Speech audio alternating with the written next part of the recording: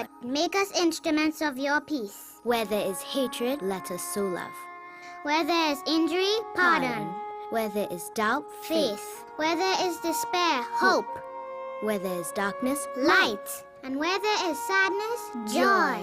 O Divine Master, grant that we may not so much seek to be consoled as to console, to be understood as to understand, to be loved as to love. For it is in giving that we receive, it is in pardoning that we are pardoned, and it is in dying that we are born to eternal life. Amen.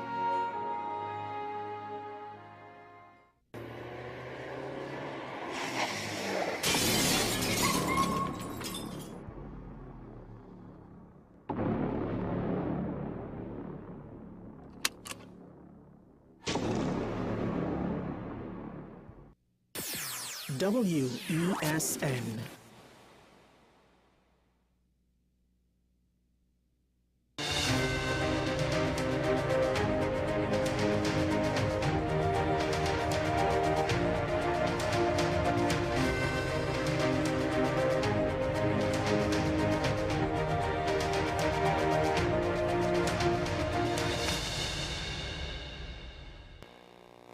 Hello there, and welcome to AM Prime on WESN Content Capital.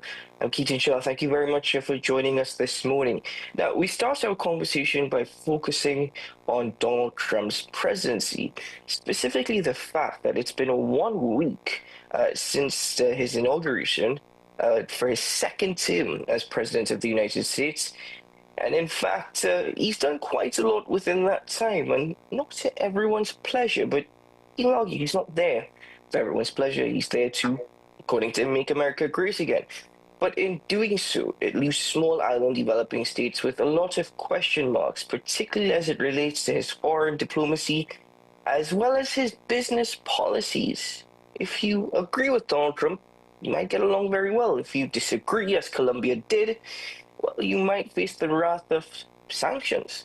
The thing is, here in Vigo, there are a lot of question marks, particularly with our oil and gas industry and our banking on the Dragon gas deal. But what about businesses that operate outside the oil and gas sector? What are their plans for the next 4 years, particularly with uncertainties in our economic climate as well? I'm joined this morning by the Chief Executive Officer of Amplia, Mr. Neeraj Tiwari. Good morning, sir, and welcome to the program. Good morning, Keaton. Good morning, Naomi, and to all your viewers. Pleasure to be here. Thanks for having me. Mr. Tiwari, thanks for joining us. Of course, let me start by asking what are the lessons that AmCham could have taken from Donald Trump's previous term as president from 2016 to 2020? And do those lessons still apply now? We've already seen how harsh and how quick he is to get what he promised done, but are those lessons still applicable? I think they very much are. I think there are three things that I would like to highlight. The first is that he follows through on what he says. I think a lot of people in the first presidency thought what he said and what he would do would be different, when in fact they very much were the same. So if he says something, chances are he's going to try and get it done. The second is that in that context, and as we saw with Colombia, and the deportees essentially, is that we have to prepare and we have to pick our battles, because as a state, it's unlikely that we are going to agree with everything that the administration does. And we have to acknowledge that this administration will behave differently to the last. Now, there's a caveat. The caveat in there is that under Republican administrations, the Caribbean has gotten more in terms of its trade relationship with the U.S. than under Democratic regimes historically. That doesn't mean it'll be so this time, but it does mean that there are many avenues on which we can work in parallel to some of the more public things. And the third is that the Trump administration prefers bilateral transactional relations than relations that are multilateral. So what I mean is he prefers to work directly with individual countries as opposed to, say, CARICOM as a bloc, whereas the Biden administration was very much interested in working with CARICOM as a bloc, and then if there are specific things to do with countries, they were doing those things. So understanding those three things, we should prepare our engagement strategy. I would expect that the government has already been doing some of the groundwork for that, and ensure that we are putting in place measures so that we have access to decision makers on the Republican side and not just the Democratic side, as the Republicans control both houses of Congress now, as well as the administration. Mr. Tiwari, in that regard, is it a bit more to TNT's detriment that he much rather work with countries through bilateral relations rather than multilateral relations, in the sense that TNT is also working with other countries, most notably Venezuela, in respect to our oil and gas sector and the future of our oil and gas sector. So is that something that could be seen as detrimental? Well, I mean, the bilateral versus multilateralism is specifically with regard to CARICOM.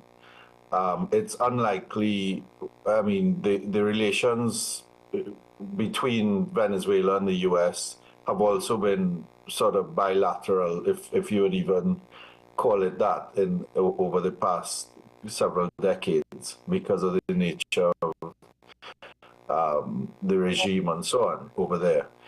So no, actually, it might be quite helpful, but it's fraught with risk, because I also said it's transactional and bilateral. So it's about what he perceives, him and his administration perceive that they would get, and you have two, what you would call in policy circles, Venezuela hawks in key positions in the administration, in Secretary of State Rubio, as well as Mauricio Clavo Carone, who is the special advisor on Latin America, former president of the IDB. So we have to be, we have to be very, very strategic, very, very clear in what we want, what we're prepared to do, because it's not just about what you want.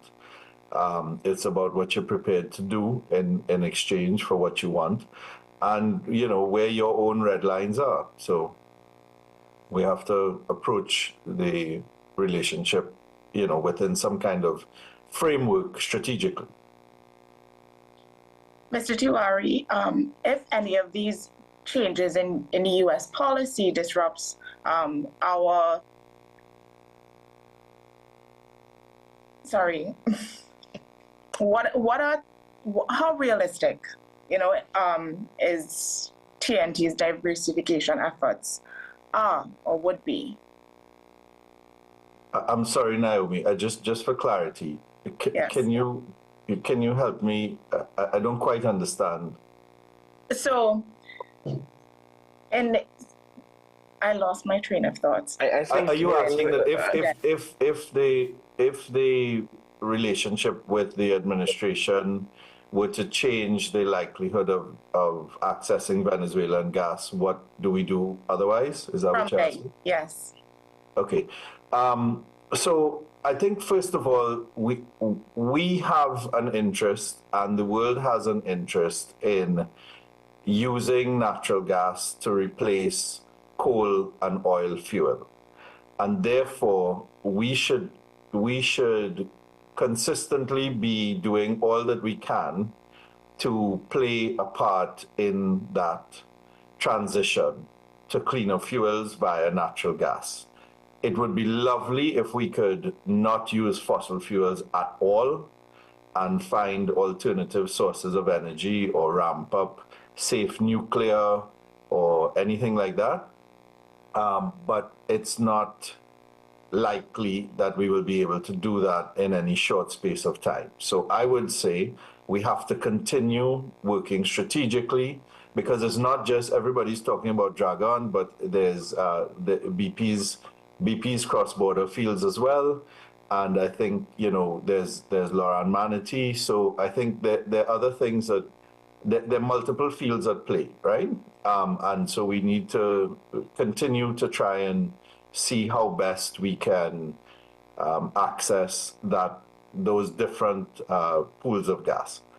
Beyond that, I think there's a lot that we could do, and this is just yet another reason why we should be trying to accelerate our efforts to build alternative industries, such as tech, could be pharmaceuticals and biotechnologies, could be ramping up the manufacturing sector. And to do that, we have to ensure that the entire environment in which we do business is conducive to doing business. And we have to address the structural inefficiencies over which only we as a country and our government has control and is really not up to others.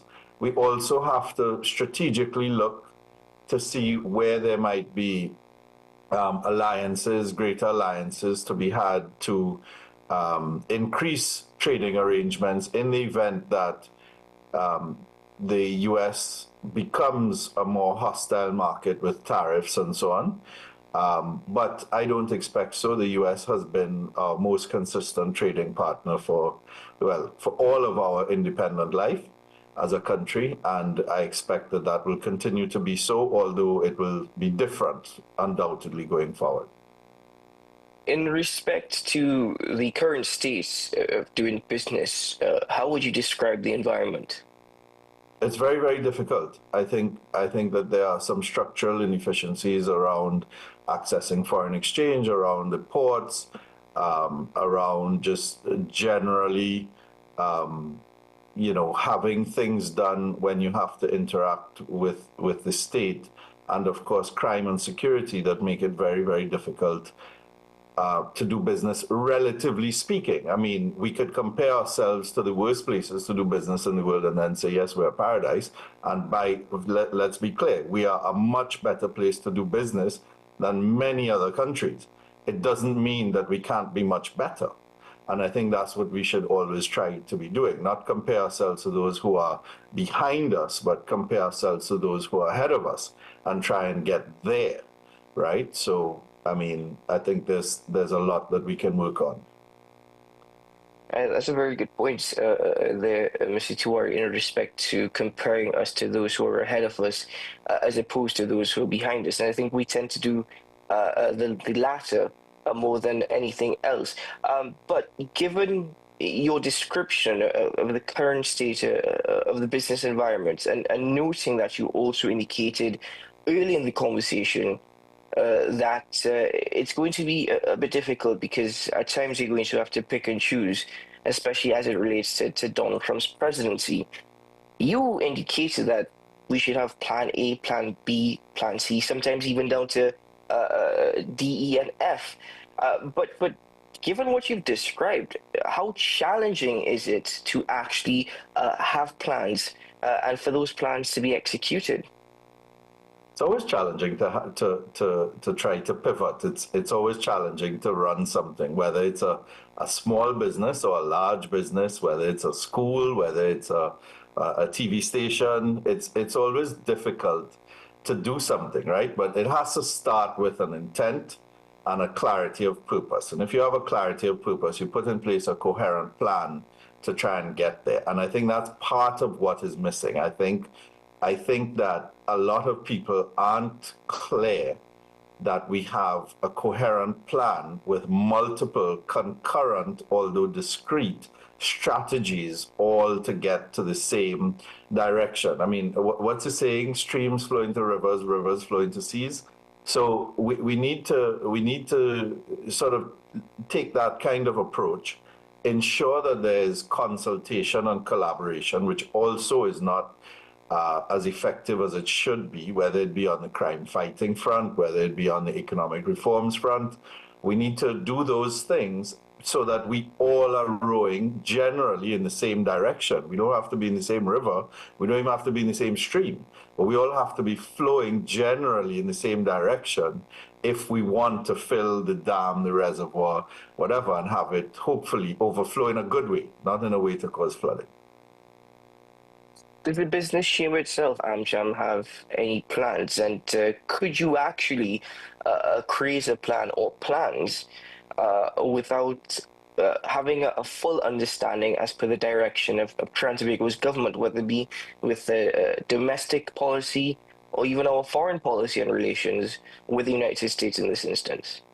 Well, we wouldn't want to do anything that is not in concert with the government's general direction. If there are aspects of a strategy or specific policies with which we agree, we will say so, and we will try to influence it. But the ideal goal of a business chamber is to work in concert with the government to get the outcomes that we all want, right? So we wouldn't want to do that. And also, I mean, it's not our job to create a national development plan.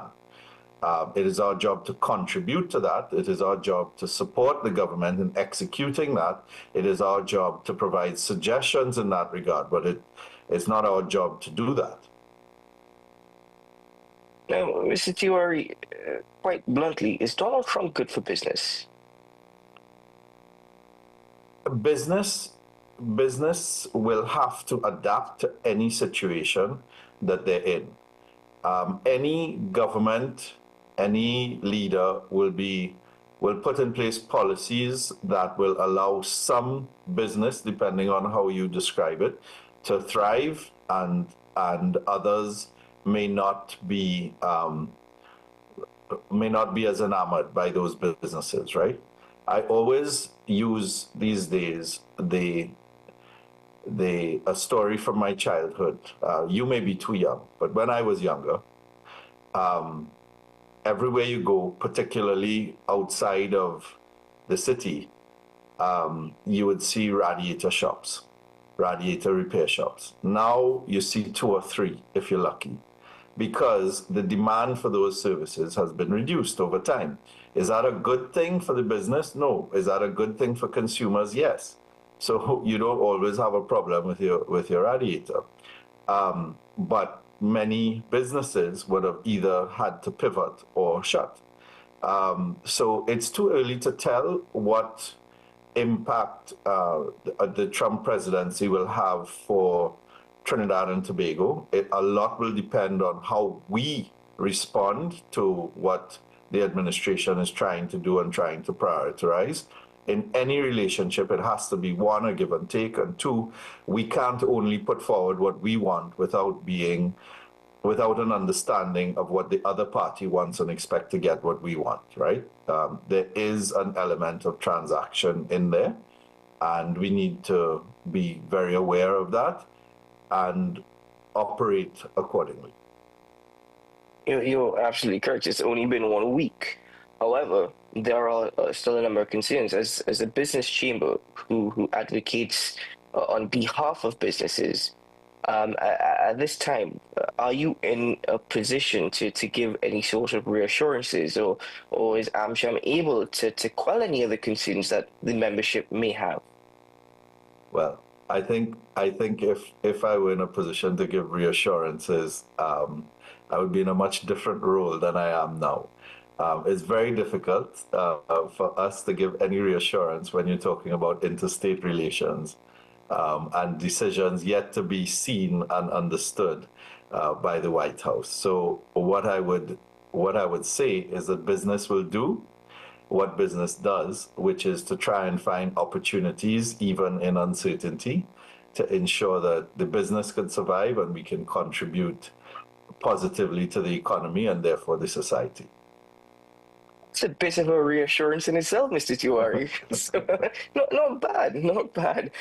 But thank you very much for joining us on the program this morning, and thank you for being a part of this conversation. Of course, as you've mentioned this, and as I've also said, it is quite early. It's only been 1 week, but at this time we await to see what the next couple of months lays ahead in respect to diplomatic relations and even in respect to domestic policy.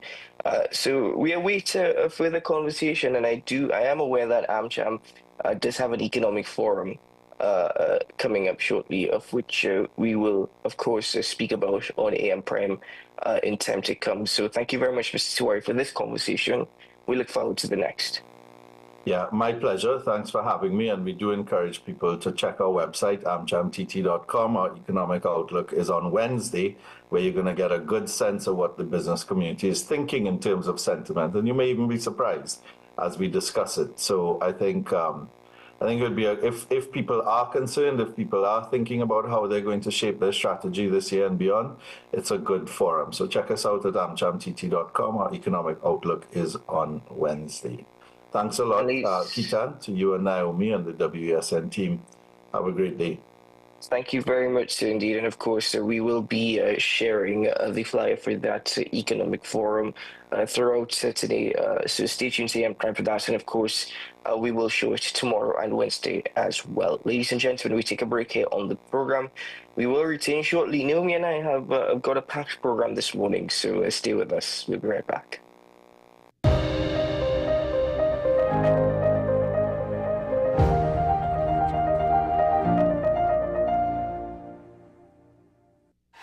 FanZone, your reliable, authentic supplier, has just gotten better. You can now visit our website www.fanzonett.com for your authentic wear and collectibles.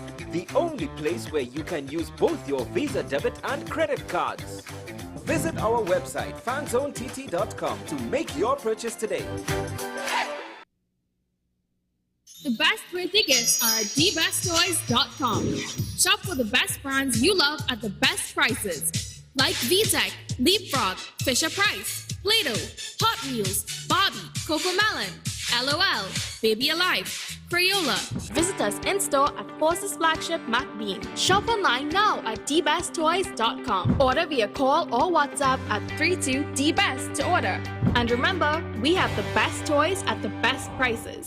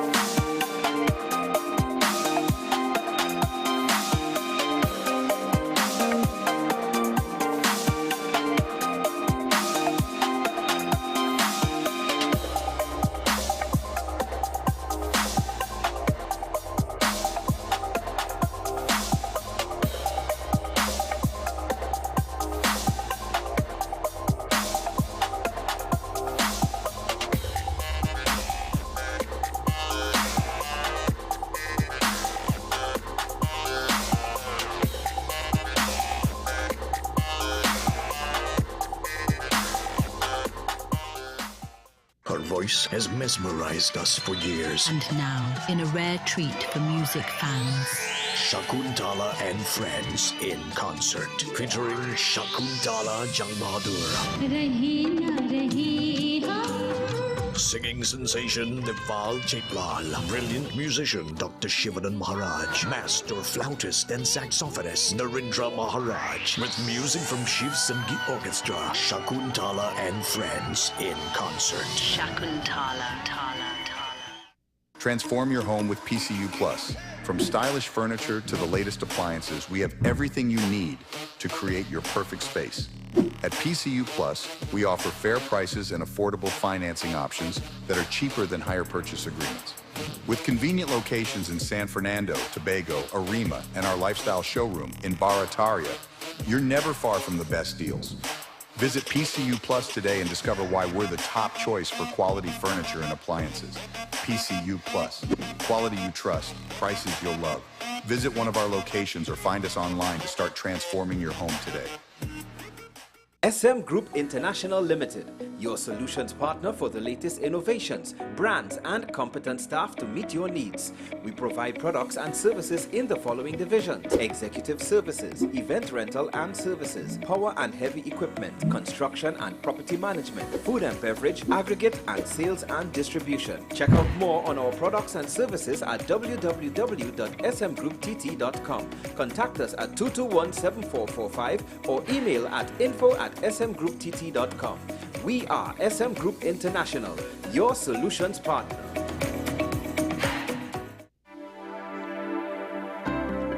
Hi, I'm Claudette, radiographer at the radiology departments at the community hospital. We offer high-quality service with state-of-the-art equipment in X-ray, ultrasound, CT, and mammogram. Come, our friendly staff awaits you. Give us a call at 235-5479. The Community Hospital of Seventh-day Adventist, where good private health care is affordable. Simon's Musical Supplies Limited. We are the specialist in new and used musical instruments, carrying top brands like Yamaha, Pearl River pianos, vinyl and Sabian cymbals, Remo and Evans drumheads and Fender guitars, just to name a few. Also a wide assortment of music books, pan and accessories. At Simon's, we service what we sell. Trust the leader. Call us now at 625-6412 or visit us at 20 Board Street, Port of Spain.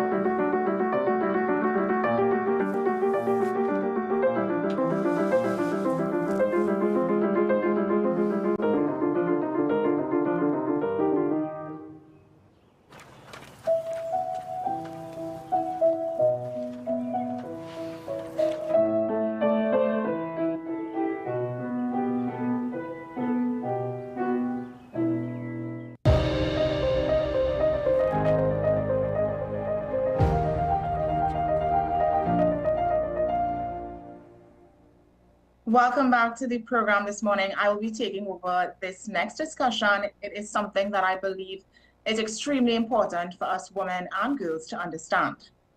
Did you know that this month is Cervical Cancer Awareness Month? I did not know that. As a matter of fact, this week is Cervical Cancer Prevention Week, which is observed January 21st to the 28th. Our next guest is a family physician with over 30 years in the medical field, even though she does not look like she has been in the medical field this long. She is the lead she's the lead of Soroptimist International, Trinidad and Tobago's cervical cancer working group. She is a passionate advocate for the HPV vaccine and its potential to prevent cervical cancer and other HPV-related illnesses. I would just like to welcome Dr. Ramsawak Lala. Hi, good morning, Naomi. Thank you for having me. Thank you for having my organization, Soroptimist International of Trinidad and Tobago, on your program this morning. So good morning. Good morning. Thank you so much. So Dr. Lala, to jump right into it, can you tell us exactly what is HPV? Okay, so the human papillomavirus is a virus, and it is very common. So many people think HPV as, something that's not going to happen to me. It isn't an infection that I would have, but it is an infection that's very prevalent in the population. Approximately 80% of people will have HPV and will have absolutely no symptoms, because you come in contact, when you are in close, intimate contact with people, other persons. Doesn't always have to be sexually transmitted. It can come from very close contact as well. Not things like holding hands or, drinking from a cup or so, but in, close skin-to-skin contact. And as I said, almost 80% of men and women who carry it will have no symptoms. But in 10% of cases, persons can develop things such as warts, skin warts, anal warts, vaginal warts. And in 10% of the population, when your body doesn't clear the virus, can develop into cervical cancer. Actually, 90% of cases of cervical cancer is said to be caused, solely by HPV.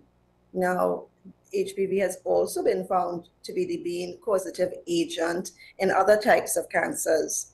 For example, anal cancers, penile cancers in boys, vaginal, vulval cancers, even oral or head and neck cancers, some lung cancers, rectal cancers. So HPV is a very serious virus. And, it's one that really is quite overlooked, but preventable. So just to reiterate, male and female can attract HPV. That's right. Yeah. Right. Yes. So go ahead. Sorry, go ahead. No, that's fine. You go ahead. So the vaccine is available for boys and girls. So that's why we advocate for both. Again, boys can give it to girls, girls can give it to boys. So it's something that it's so preventable when you actually get the vaccine. So the vaccine is available for boys and girls from the ages as early as 9 to 26. So, and the reason why it's given at such an early age is because you want to give the vaccine before kids become active, before they're actually exposed to the virus. And so it acts like a shield for your body. So if you come into contact, it's going to prevent the virus from taking hold then, and prevent the changes from having that occur in the woman's body. So exactly what does the vaccine do? Why is it so effective in preventing the cancer? Well, like most vaccines, there's a part of the protein of the virus that's a component of the vaccine. So if you get exposed, the vaccine is going to say, hey, this is, identify it as something that's foreign, and it's going to fight it. So it's going to help you now prevent getting this virus, and which can lead to the further changes. So the changes happen for cervical cancer when the cells start to change. So we have normal cells, and the virus causes the changes in the cells. Now with cervical cancer, it's actually very slow growing. So this is one of, I don't want to say the benefits, but it's one of the things that's, if you had to consider a good thing about a cancer, would be something that's slow growing. So the changes that can occur with cervical cancer will be changes that happen over the course of years. So it doesn't happen overnight. So this is also why we advocate for women to have pap smears, because you can determine what's the norm, and then if you have regular pap smears, a doctor will be able to determine if there are changes that's happening even before the cells become cancerous. So this is like a second shield, if you want to call it this. So you have the vaccines for prevention, and then we have the pap smears, which is, of course, further screening and preventative. Right. So let's say somebody is diagnosed with HPV. Are they still eligible to take the vaccine? Would that still work for them? Yes, we can still give the vaccine even if you have the infection. Again, we really want to give it before any changes happen, but definitely you would still give the vaccine to help prevent any further changes. I know the vaccine, or the idea of any vaccine really is a touchy topic for most of us. Is there anything that you can say right now that can, help just to mitigate that, that feeling of being scared of a vaccine? Yes. Well, the vaccine has been available worldwide since 2006. So we're looking at almost 20 years that the vaccine has been on the market. In Trinidad and Tobago, we've had the vaccine since 2013. So quite a lot of research has been done on the vaccine. So in countries such as Australia, United Kingdom, Canada, large countries, vaccination rates have been very high.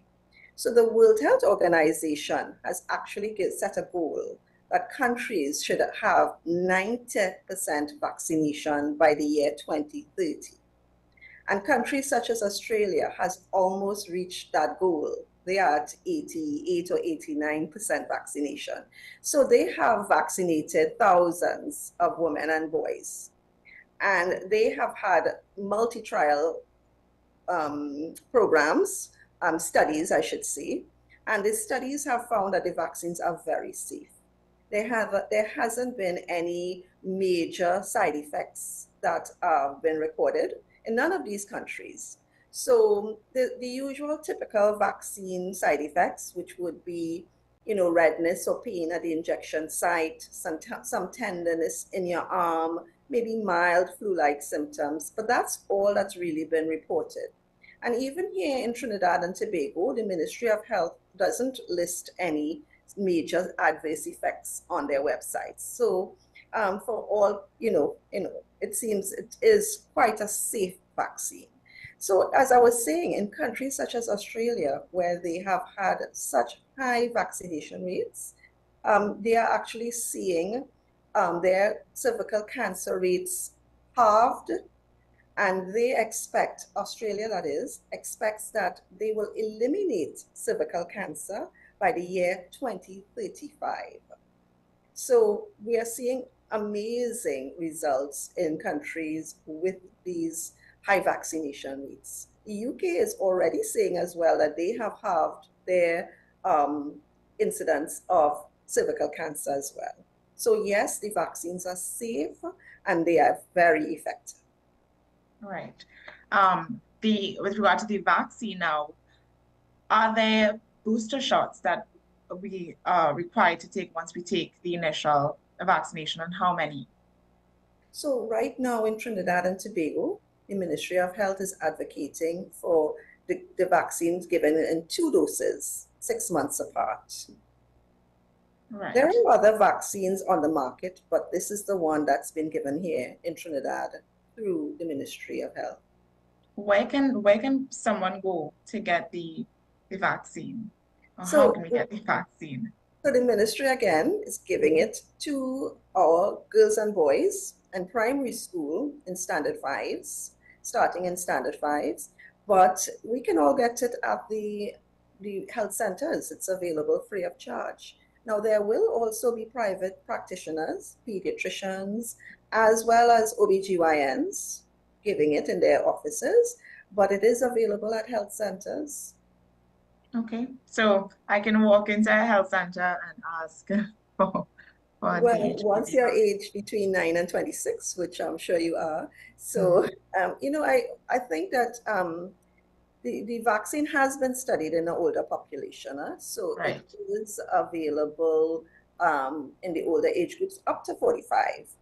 But again, the prime or the best time to get it is in a younger age group, so 9 to 26. So is it that at an older age, the vaccine may not work as well as if you were younger? Yes, because of the fact that there may already be exposure to the HPV virus. So, and you see, so this is just why we really try to focus it on the younger age group. But it doesn't mean that it can't help in the older age groups. Definitely, go out there. I've been telling my patients, it's not going to hurt for us to have this extra shield. We often think about cancer as the most devastating disease that you can get. And people ask, why isn't there a cure? For me, this is a solution. Prevention is better than cure. And it's the closest thing that we have to fight cancer at this point in time without having to go through all of these treatments. And so that's usually involved in cancer treatments. Got you. So I know Seroptimus International's National Association of Trinidad and Tobago, it's a mouthful, has launched its HPV vaccine awareness and cervical cancer prevention campaign. Can you tell us more about what we can expect from this campaign? So Seroptimus International of Trinidad and Tobago, we consist of 7 clubs locally. And we are a global women's organization. We fight for women's rights. We are women transforming the lives of other women and girls through education, enabling and education and empowering opportunities. So we do projects which focus on helping other women and girls. So we are also have consultative status with the United Nations. And this is why we do projects aligned to the United Nations SDGs. So in terms of our campaign, we started in January. Early on, we got we were out rolling with the 4th of January. So we did a very major social media campaign. So messages were out on social media, on the radio, television ads, television interviews. And one of the highlights of our campaign was the launch of our comic book. So our comic book, if I can show you, I have a copy right here. So this is our comic book. I don't know if you can see it, but it's called HPV Heroes, which is the title of our campaign as well, Defenders of the Future. And we are hoping that we can spread as much education and awareness to the general population. January is almost over, so we have really tried to create a media blitz to get the word out there. Our plans would be to continue with the momentum that we have achieved during this month. And I think that we really have gotten women and girls and men and the population of Trinidad to sit up and take note of HPV, cervical cancers, and the vaccine. And so now we want to keep that going. We want to have other activities. So all our clubs are going to try to participate. So for example, SI San Fernando, the club that I belong to, we have an endometriosis 3K health challenge, which comes up on March the 30th. And we're going to incorporate a booth, an awareness booth on cervical cancers. We're going to do some drives throughout the country. We have gotten corporate sponsors, so that's really helping us. We're going to try to get more books out to different, doctors' offices, into the hospitals, get the awareness. We want the book to be used as a tool to help parents and children understand what cervical cancer, what HPV, what the vaccine is like in a relatable manner. And we want to do a lot of different activities to get the message out. This, just to go back on about the comic book, Yes. Is the comic book available to members of the public or I don't know if it's being sold. Sorry. Okay, so no, we are not selling the book. We're actually giving out the book. And we have, our launch was at Nalis. So we have made a donation of books to the libraries of Trinidad and Tobago. So the books are available at the libraries. We're hoping to, once the Ministry of Education approves, we would like to share the books in the schools. We also would like to, well, we've, as I said, giving it out in terms of doctors' offices and, places where it can be a tool for discussion and education. But if people are interested, by all means, we are available on social media. Reach out to us and we'll be able to somehow get the books across. But I think at this point in time, the libraries, the public libraries, would be the best place for you to get the books. Okay. Dr. Lala, what would have, I mean, I understand how important on this HPV, the vaccine, getting the vaccine to prevent these cancers. Can you just tell us what would have inspired your advocacy for the HPV vaccine, if there's anything in particular or specific to you? Well, as I said, we are a women's organization, and women health issues are dear to us. We promote breast cancer awareness, other health issues that affect women. I mean, we promote all issues concerning women. But where we recognized that the other federations in our federation, our international community, was promoting this vaccine, we decided that we wanted to promote cervical cancer for ourselves. And then when we did our research, we realized what a problem it is for us in Trinidad and Tobago. Did you know that approximately 200 women are diagnosed with cervical cancer annually?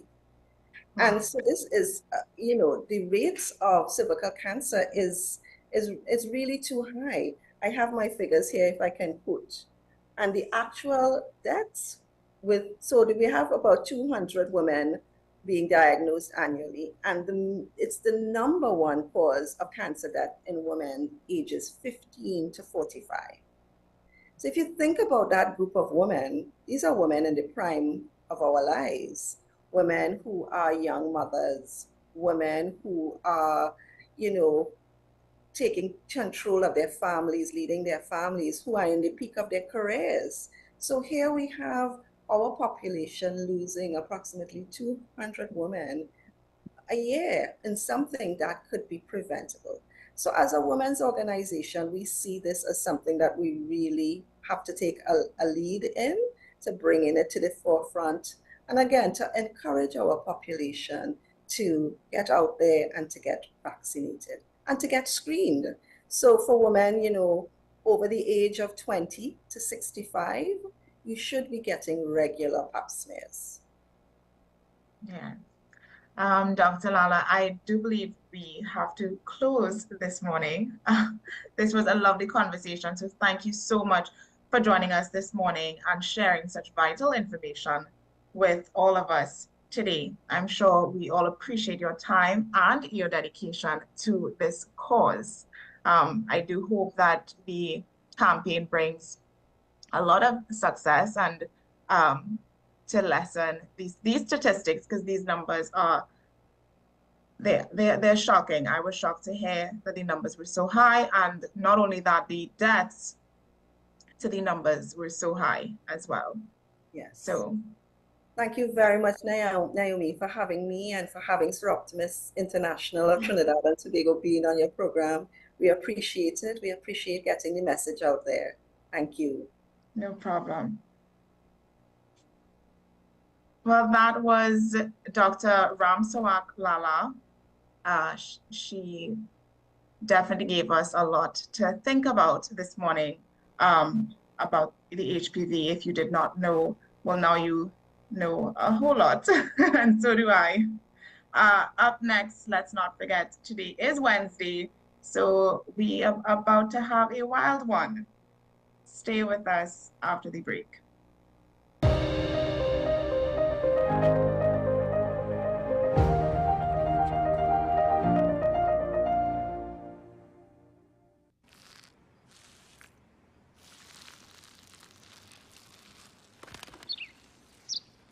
Maybe he landed here totally by coincidence. But if by chance he's admiring your fresh coat of Benjamin Moore soft sky blue, well, that's a pretty high compliment. Coming from an expert.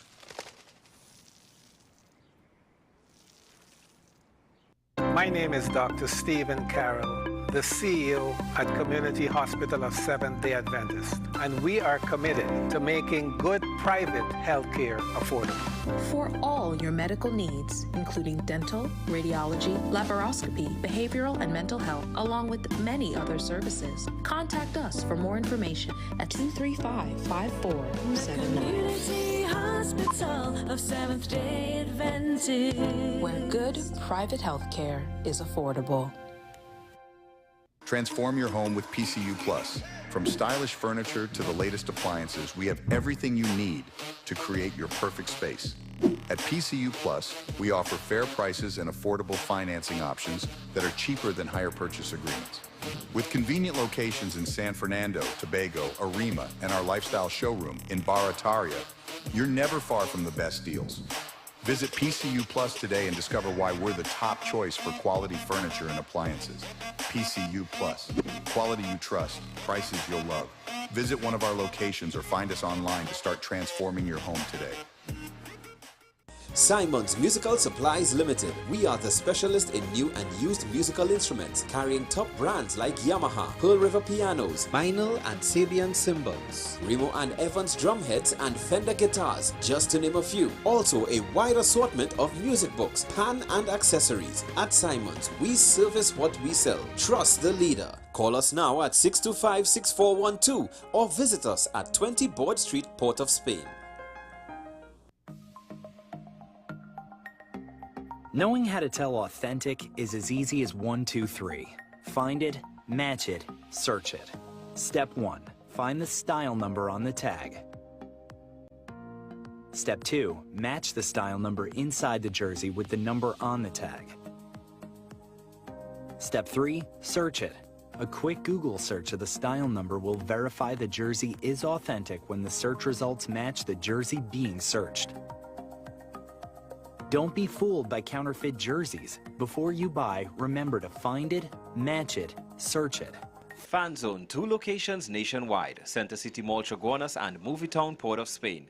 Nationwide delivery available.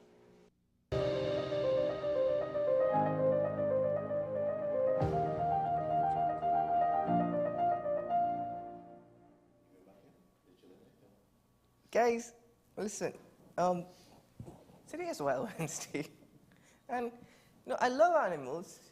I don't mind insects. I really don't mind insects. But you see, insects that tend to jump higher and longer than you, not really a big fan of that. So I might seem a bit uptight this morning, and the reason being is that my good friend, Ricardo Mead of the El Socorro Wildlife, I forgot the name right now, that's to tell you how tightly you are.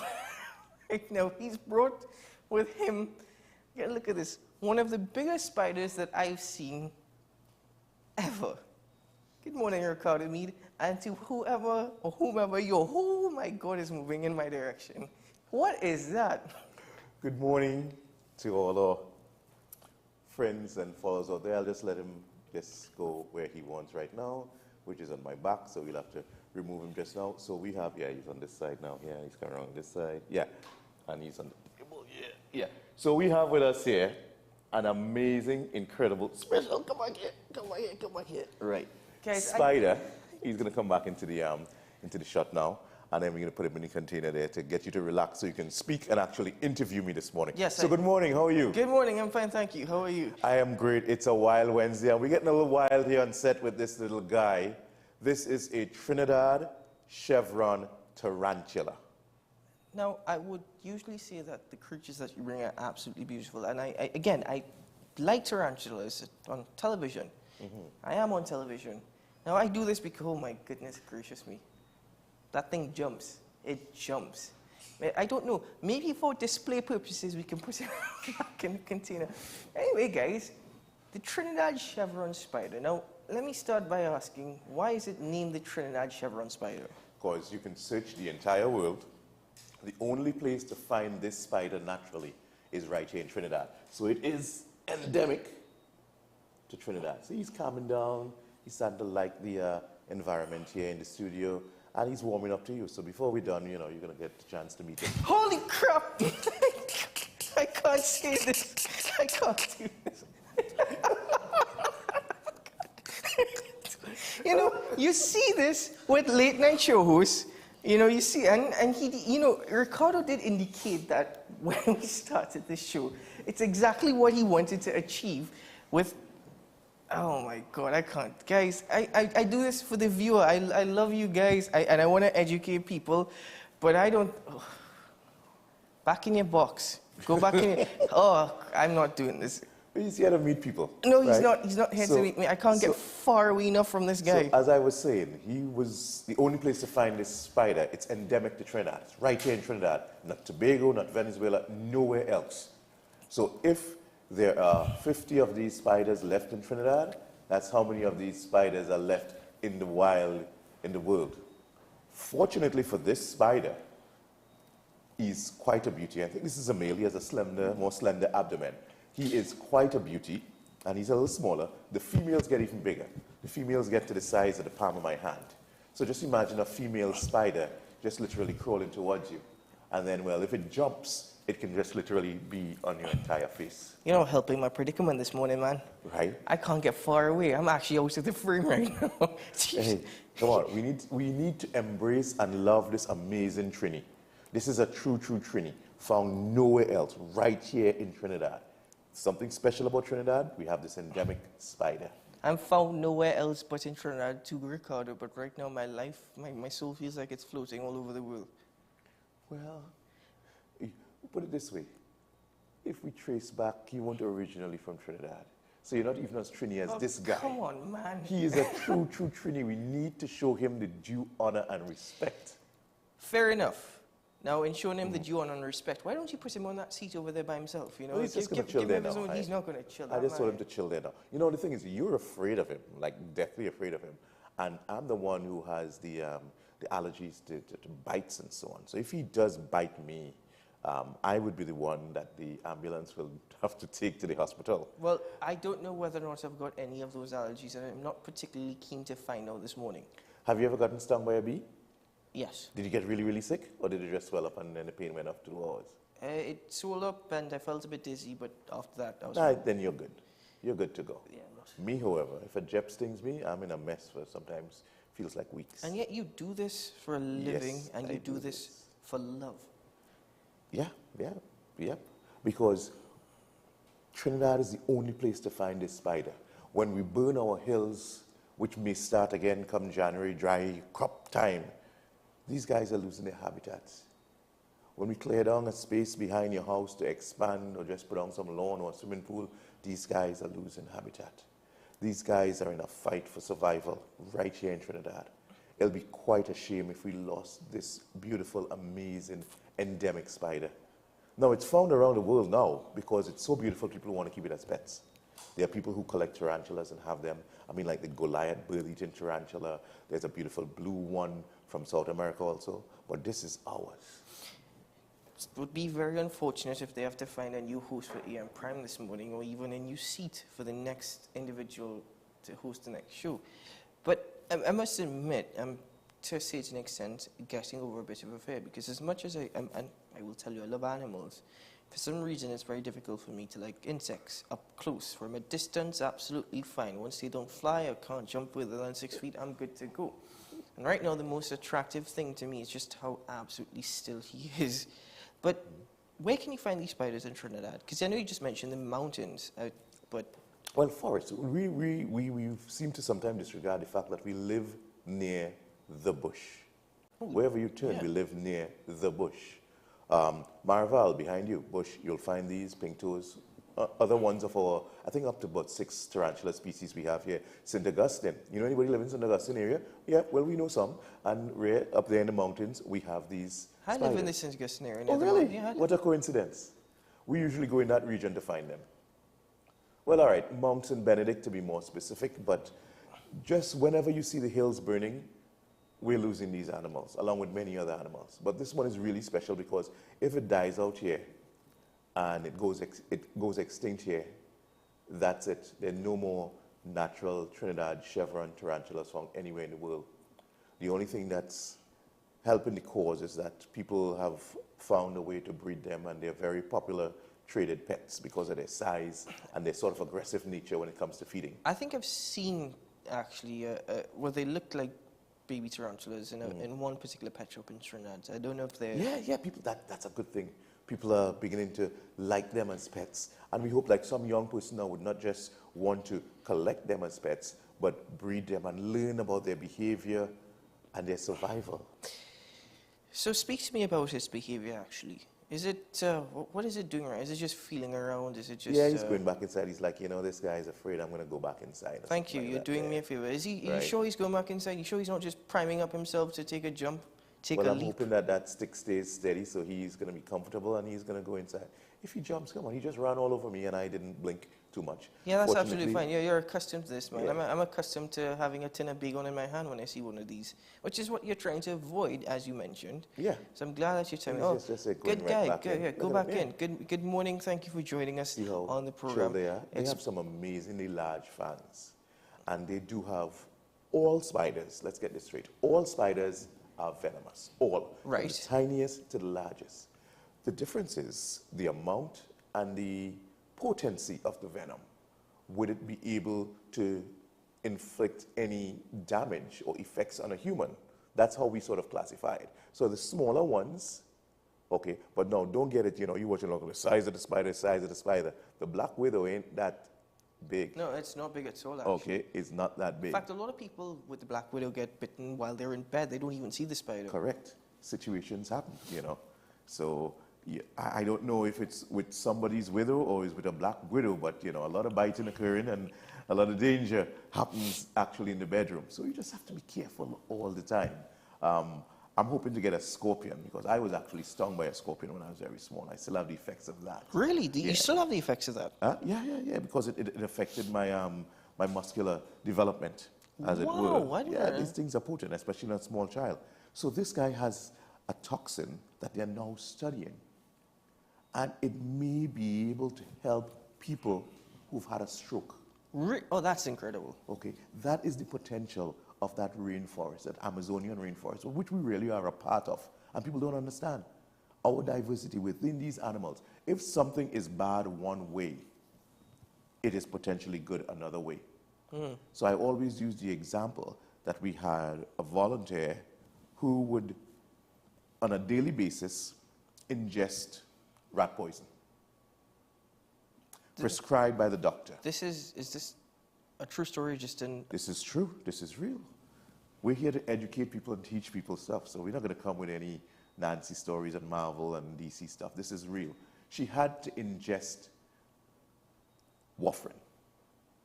That is the active ingredient in most rodent poison, rat poison. You know, I didn't know that because I know I've heard of people taking warfarin because of issues with their heart or their blood. I didn't realize. Correct, right. So what does bad one way does good another way. Wow, that's so incredible. The bad is that, okay, it can kill you. If you just go and say, hey, my friend takes warfarin, I'm going to take warfarin.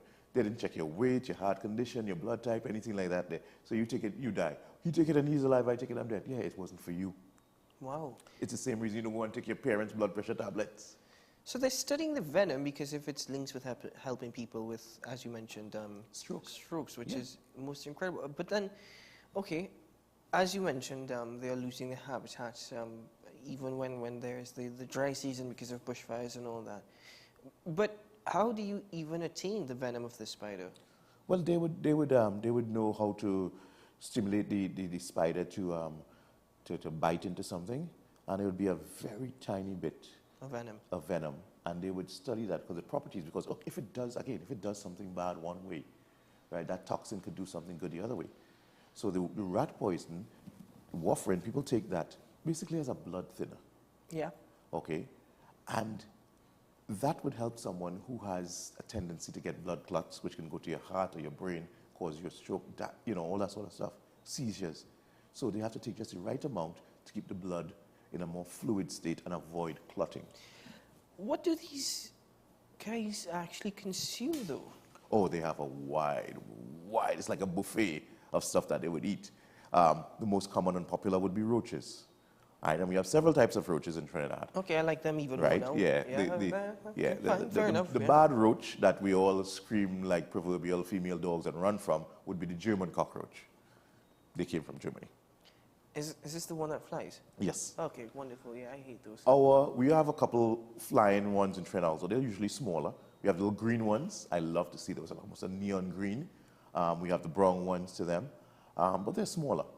And you usually find that in sort of wood rubble. They would hardly come into your house unless something has disturbed them outside. And then we have we have some big Trinidad wood cockroaches. They are about 4 to 5 inches. What are the more common cockroaches, the ones that we see? That would be the German, the really pesky ones that get into your food and spread diseases and stuff. Yeah. You mean those ones that are crawling about everywhere, German cockroaches? Yes, they were brought in. There was not due diligence when the ships came from the old world to the new world, and they came. You know what also came with them? What's that? The big brown rats you see around Port of Spain, they're from Norway. I think those are my least favorite of German exports. Right?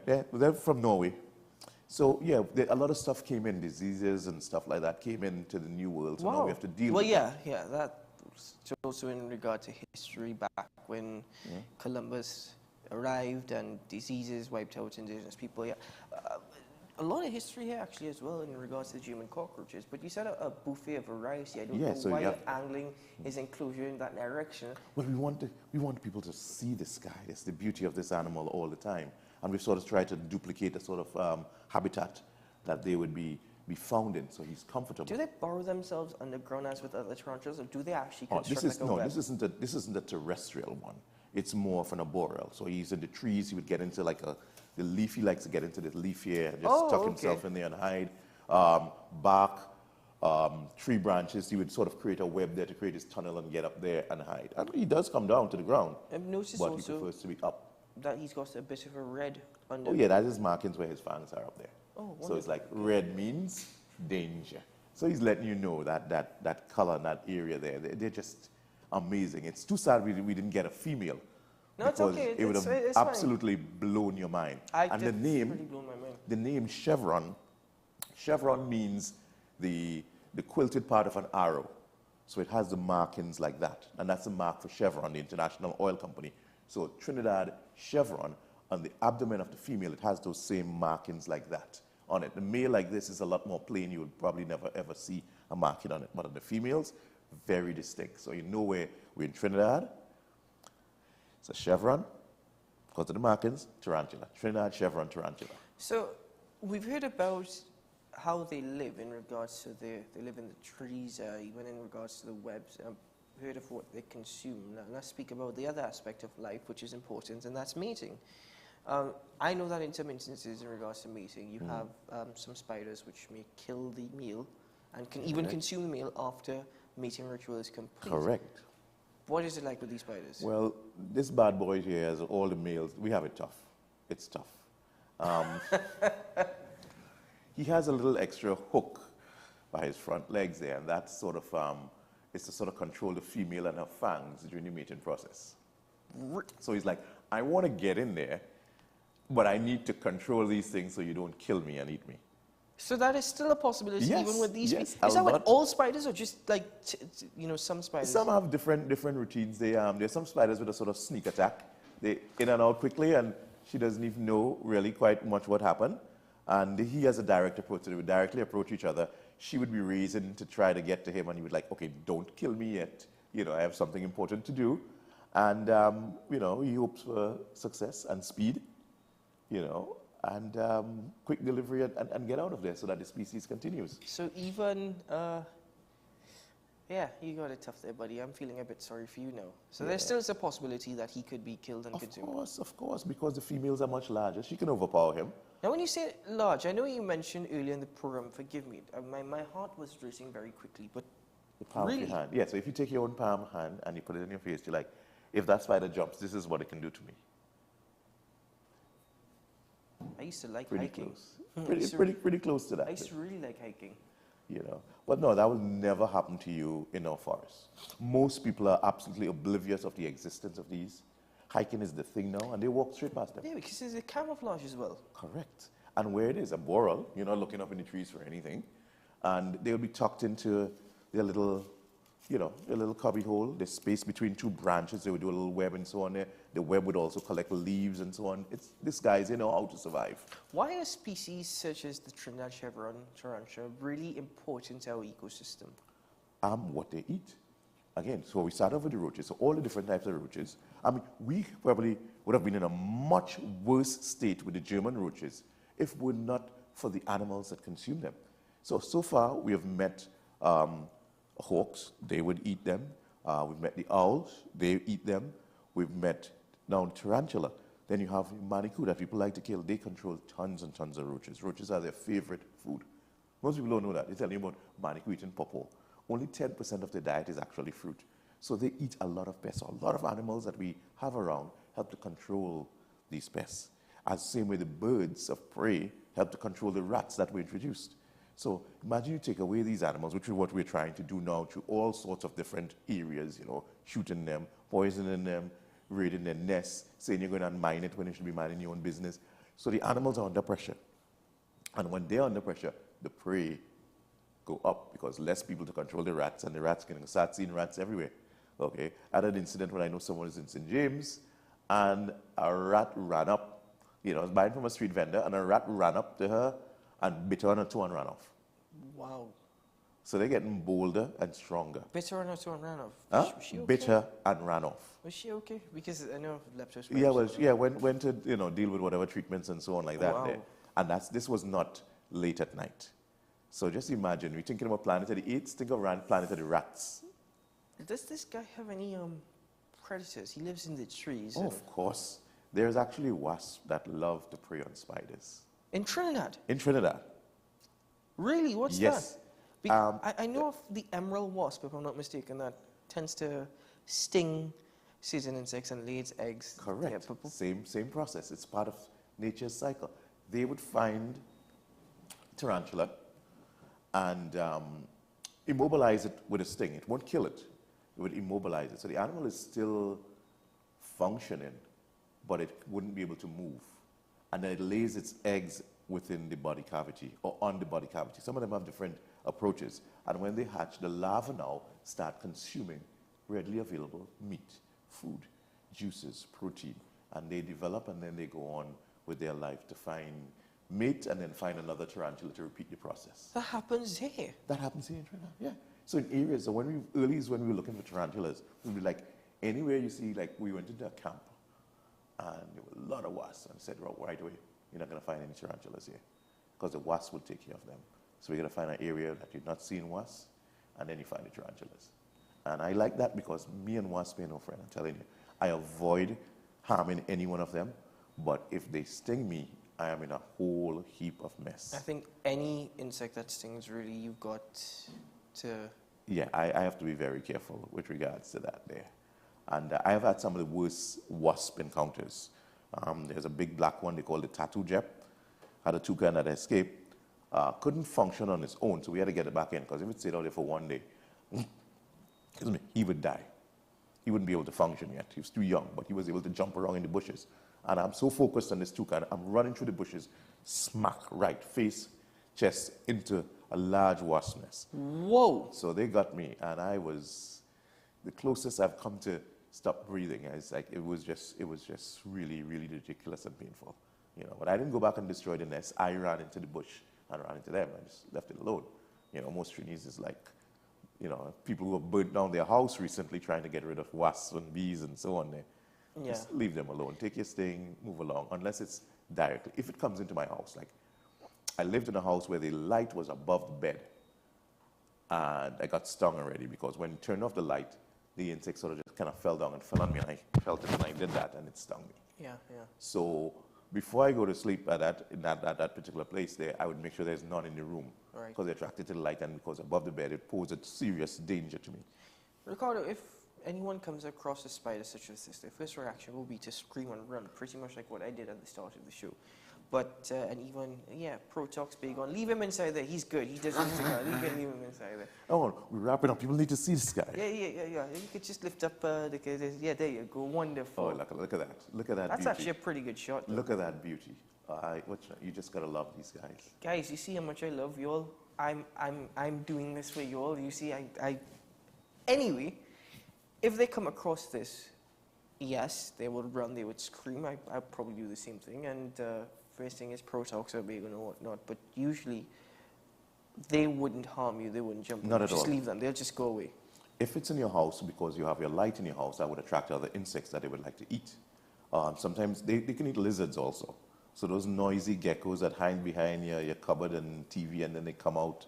So the light draws in the smaller insects like flies, little moths and so on. He comes out and eats them and then the spider comes and eats him also. So just leave him. Just leave him alone. He'll go his way. If it's really a problem, take a clear Tupperware, plastic, sterilite container, whatever you have it, put it over him, slide a piece of paper or cardboard under him. Now you have the animal trapped. Take him outside, set him free. Do you think people would really do that considering that Oh, this guy jumps? I have seen many people do that because they proudly send their videos. Remember, we have reached over 500,000 people and lots of kids, lots of people. And they ask me, you know, I've seen this in my house. How do I catch it? I said, why do you want to catch it? He said, I just want it outside, but I don't want to harm it. I said, all right. And we showed them the container over it, and a clear container so you can see what's going on. And you slide the paper under it gently, it gets onto the paper. You take it outside and release it. Catch and release. I'll tell you what. If ever I come across, and I've come across an insect like this just once before. I've actually come across a locust that was, the length of the locust was probably the same length of this container that you've got.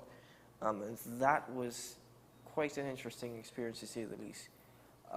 But nevertheless, if ever I come across one of these spiders, again, it's only ever happened once, I'll try and do that. I'll let you know how it goes. Yeah, cover it down. You know, you can wait for somebody, you know, a little more crazy to remove it, but just cover it or just leave it there. A lot of times, just about 2 years ago, there was one that went viral in Trinidad. Because of the camera angle and so on, it looked huge. When we checked it out in terms of comparing it to what it was next to, it was a little bigger than this one, but it was not that huge. But it went international, it went viral, you know, when crazy things, you know. Sensible things never go viral, but yes, always some crazy stuff. You know, and there people, I go burn down the house, I go leave the house, you know, I'll go to Canada, one day you could go to Dubai, all kind of thing like that, to get away from this spider, which is pretty much harmless unless you go in there and grab it. I never recommend anybody try to hold the spiders. Notice in all my interaction with it, I put my hand, he decided when he was going to my hand or not. If you hold it, the hairs can be very irritated, and then you could also now spur on his defensive mechanism, which is a bite. Are these, I know all spiders are venomous, are these bites fatal? No. Unless you have the allergy that would, if a bee can kill you and hurt you, and you have to carry an EpiPen, then you shouldn't be messing with these. A bee can hurt me, but fortunately I'm not required to carry an EpiPen, so I can still manage with them. But in over 40-something years of handling them, I've never been bitten. I have never been bitten by a tarantula, and I handle a lot. So there's a way to do it. I'm not telling you to do it. We're professionals. I know what I am doing. I've been doing this quite a lot, and quite a long time too, when I started to think about it. All right, Claudio, I want to thank you very much. When I heard yesterday what you were bringing, I will admit I was a bit excited because personally I have a fascination. As I said, love nature, you can keep him inside there, my friend. We're coming to the end of the show. I'm saying goodbye. Let him say goodbye to the people out there. He doesn't need to. Oh my goodness. I was just about to say thank you. I was getting over it. I think I still have a bit of that inside of me. Ladies and gentlemen, the Trinidad chevron tarantula, a true Trini. He's ours to love, to respect. And maybe one day, if one of you was so unfortunate to suffer a stroke, the venom from this spider that would have probably been synthesized would be the ingredient they give you, the medication they give you to save your life and help you to come back to a state of normalcy. Because I'm sure you know, strokes are quite debilitating and can lead to a lot of death. Thank you very much for your time this morning, for your education, for your awareness, and oh my goodness, I will see you guys. This is getting goodbye, ladies and gentlemen. My name is Keaton Shaw. Wishing you, oh my, I'm still working on that thing. That thing jumps. You know, goodbye. We'll see you tomorrow. I gotta run. Bye-bye. Come on, hold it. No! You know, You said you wanted to do that. You said you were going to do it. You did it. You achieved it. Yeah, you did it. Well done. You got your laugh. It's still 2 feet away from you. Come on. Bye-bye.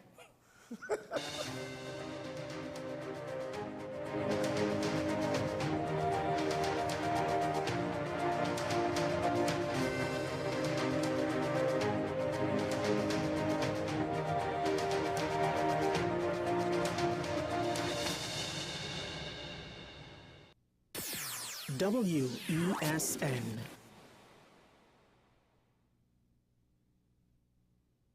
Her voice has mesmerized us for years. And now, in a rare treat for music fans, Shakuntala and Friends in concert, featuring Shakuntala Jangbahadur. Singing sensation Deval Chaitlal, brilliant musician Dr. Shivanan Maharaj, master flautist and saxophonist Narendra Maharaj, with music from Shiv Sangeet Orchestra, Shakuntala and Friends in concert. Shakuntala, Tala. Between the Bank and the Gutter, a novel about street dwellers in Port of Spain. This is a book to make you both laugh and cry. Above all, it takes you to that special space that only street dwellers know. In this moving and riveting human interest story, Harry journeys from insanity to sanity while living on the streets of Port of Spain. Now available at Metropolitan Books, 12 Aripita Avenue, Woodbrook. Paper-based bookshop, 14 Alcazar Street, Woodbrook. WESN, 30A Gattaca Street, Woodbrook. And the home store branches located at Barataria, Shogunas, and East Gates Mall. Autographed copies now available on request. Also available from author Louis Lee Singh. I Used to Live in Heaven, Letters to My Granddaughters, Local Government in Trinidad, Conspiracy Against the People, and Closer to the Church.